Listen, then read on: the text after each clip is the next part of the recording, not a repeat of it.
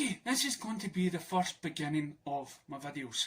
First of all, let's get it out there. I am at the first DC fan, okay?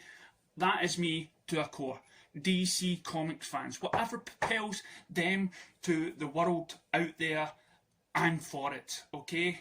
If it benefits the fans to get more DC, I'm all in. I put them to my number one priority. And I'll give you an example, okay? I've been a Zack Snyder fan. Got the cups, got the models, done a Facebook page, done YouTube videos supporting them, done hashtags, bought sweatshirts, bought face masks, you name it, it's my passion. I can't wait for the Snyder Cut. I like Christopher Nolan movies when it came out, but if I had to choose between DC Comics, Zack Snyder, or Christopher Nolan, or any other, it would be for the DC Comics. They're the benefits, okay? That's what you do to be a supporter. But on this journey, I will ask questions, because I'm worried as well about the concerns of, like so many fans out there that tune into YouTubers. YouTubers, sadly, some of them, that at the start, they're all about worry like we are, like what we're doing. They're passionate behind it. But the minute their subscribers go up, the minute they get DOS, it turns into a business. I will never be a business. I use my mobile phone. I post videos about my thoughts, my worries, my ideas, my hopes for a better DC universe tomorrow. So, now we get that out of the way, here's what we're going to talk about today. My salute to Ray Fisher as a statue is in my living room and is on Twitter. As you can read these posts, Ray Fisher is still fighting the good fight, while Zack Snyder is still promoting Henry Cavill as Superman. Done recently. Jim Lee promoting still Ward Hamada being, well, he is an official in DC Warner Brothers. He still needs to represent the quality of the studio, no matter what his personal feelings might be. And again, Hamada is now still top of the chain, while Ray Fisher disputes the fact that he should not be there. Plus also the fact that he's determined that he has not been removed from Flash. Walter Hamada extends deal at DC Films president through 2023. Walter Hamada has signed a multi-extension through 2023 to remain president of DC Films, overseeing DC Films slate along with features produced for the HBO Max streaming platforms. Tommy Emmerich, chairman Warner Brothers Pictures Group, announced on Tuesday. Hamada will continue to report to Emmerich. Hamada first joined DC Films back in 2018 and led the division to release of its highest grossing film to date. 2018's Aquaman, which grossed over $1.4 billion at the box office. Walter's not the only passionate about story in DC canon. He's also a thoughtful and incredible talented executive who's fully committed to investing the time and care necessarily for movie making on this scale, says Emmerich in a statement to The Wrap. With Walter overseeing our DC movies for theatrical exhibition and on HBO Max, we're excited for him and his team to bring more of these stories to life, working with new and established talent to broaden the reach and diversity of the DC cinematic universe. Walter is an incredible talent and well-respected executive known by his colleagues and our filmmakers as a great collaborator, added Ann Sarnoff, chairman and CEO, Warner Media Studio and Networks Group. I'm excited about where he's taken DC Films and look forward to working with him and the rest of the team to build out DC Multiverse. Hamada currently oversees a slate of films based on DC's library, superheroes and villains, as well as titles based on other characters and stories, also licensed from DC, including its Vertigo and Mad magazines imprints. Hamada and the DC-based film teams also draw upon resources from across both Warner Brothers Pictures and New Line Cinema, going towards the DC film team will increase its production level to include producing several feature-length productions, specifically for the HBO Max platform each year, while continuing to produce a roster of theatrical releases through the Warner Brothers Pictures and New Line labels.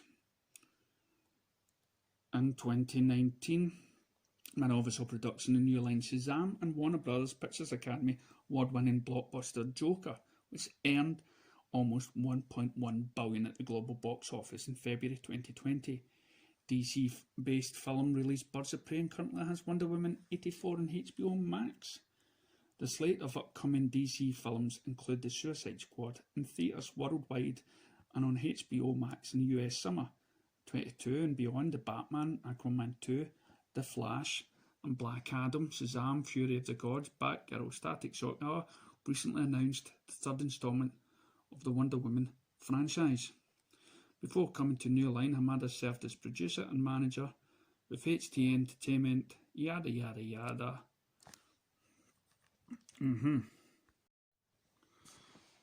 Warner Brothers to Justice League Ray Fisher. It's time to move on. Last year, Ray Fisher, the actor who portrayed Cyborg in Justice League, accused director Joss Whedon of misconduct during the film's reshoot. Fisher also accused executives Jeff Johns and John Berg of covering for Whedon. Additionally, Fisher slammed DC Films president Walter Hamada and stated that he offered to throw Whedon and Berg under the bus to protect Johns' reputation. Earlier this week, Fisher responded to a report from The Wrap that he had publicly resigned from reprising his role as Cyborg in The Flash. Fisher went on to contend that the investigation forced Whedon out of Warner Brothers, with Johns soon to follow. However, a spokeswoman person for the studio had a different response to Fisher's latest tweets.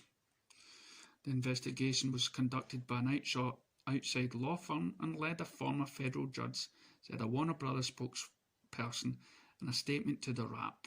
More than 80 people were interviewed. We have more confidence in its thoroughness and integrity, and remedial action has been taken. The investigation has concluded, and it's time to move on. First, Ray Fisher denies resignation from The Flash. According to The Wrap sources, Johns isn't going anywhere. He remains the showrunner and co-creator of Stargirl. John is also a producer for Batwoman, Doom Patrol, Superman, and Lois and Titans. Fisher did film new material for Zack Snyder's Justice League cut earlier this year. However, it doesn't look like he'll be back as Cyborg anytime soon. How do you feel about Warner Brothers' response to Ray Fisher? Let us know. Well, apparently, I believe all this is basically what companies need to do. And Jim Lee, being ahead of the company, also has to sort of be professional and respond. Where do I start with Ray Fisher?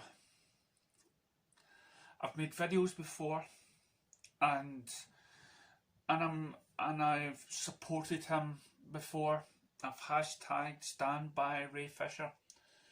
But again, it's that point where when you work in a company, you've made your point.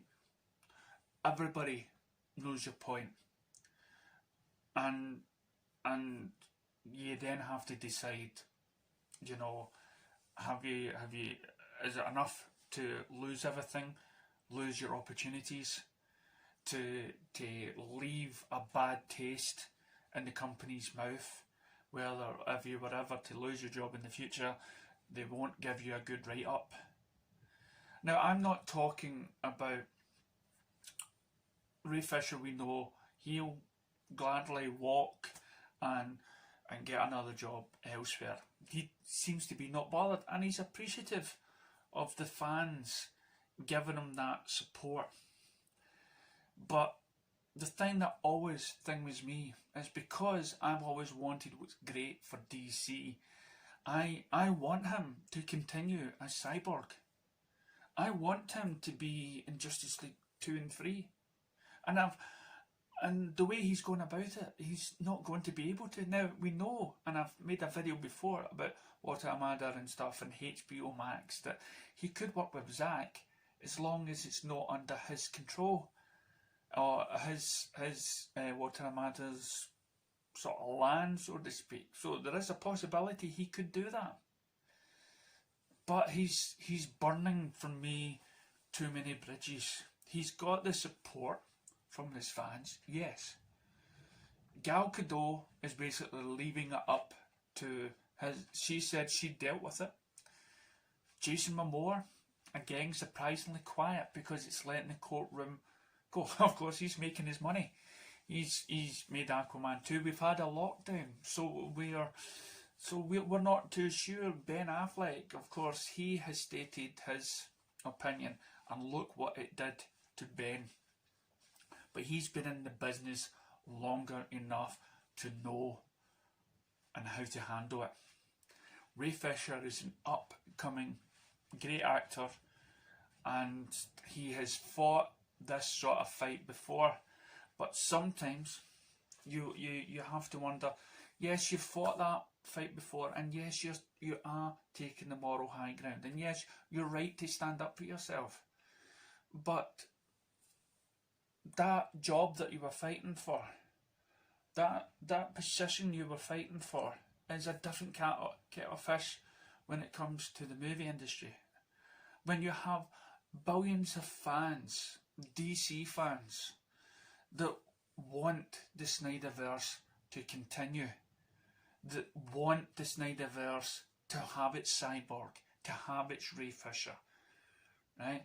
To have the story that Zack Snyder had set out for Cyborg. Now, we will probably get that in the Zack Snyder's Justice League, but for me right now, it feels like everything's up in the air, and he's jeopardising the future of the Snyderverse. And we've had words from the studio that, listen, let it go, stop being public. But again, who are we to judge? We don't know the ins and outs of the case. We don't know if the magazines or biased journalists are reporting on the bad things, and there's actually more to it. Who can tell? But I, for myself, is speaking on behalf of a DC fan. I'm speaking on behalf of a man who's had troubles in work, in companies, have involved unions, have went to the unions, and at the same time, because I have a family, granted, Ray Fisher doesn't, so he's free, but he does have a family. He has the fans. He has the fans that have supported him. And I'll be very surprised right now if all these fans that have hashtagged Stand By Ray Fisher as saying, Rocky, don't go in anymore. You've proven it. You've set the bar high. But we still want you to fight again another day.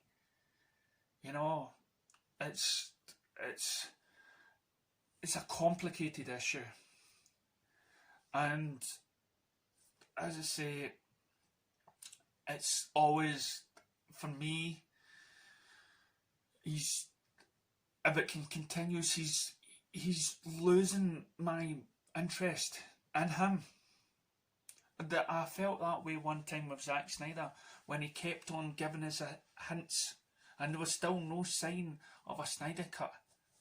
And I thought to myself at one point, if Zack Snyder carries on and doesn't deliver, he's going to lose face. How many more years? And this was, a year after that, when we started hashtagging and videos and Facebooks for release the Snyder cut, that we still questioned. But we questioned, please, Zack Snyder, give us something to enable us to carry on the fight. Because if it turns out in 6 years, 10 years time, and you haven't delivered anything, if we'll never get it, we could end up worrying if you were just pulling our leg, that we had no chance. But right now, we are looking at Ray Fisher, and Ray Fisher is jeopardising potentially jeopardising everything that people have spent their time, Facebook, YouTube, tweeting of release the Snyder Cut. We've all done our part for Zack Snyder. We've all done our part for those people involved with the Joss Whedon. We empathise with what happened to you. We have stuck by you. But right now I feel like you should lay down your arms before we lose everything. Before we lose the potential to have the Snyder universe with you included. And we want you to be included. So for anyone who ever watches this, you know, please think that every time you support his actions right now, it may be propelling him to actions that may jeopardise what we want. And we all want Ray Fisher. We all want him as Cyborg. And we should be watching how we're supporting Ray Fisher right now. Because what we may think is support is actually inflating an ego that doesn't need to be there. We don't need to encourage him to fight on. He's done what he can do. And we want him on our screens. That is my concern. Let's know what you think.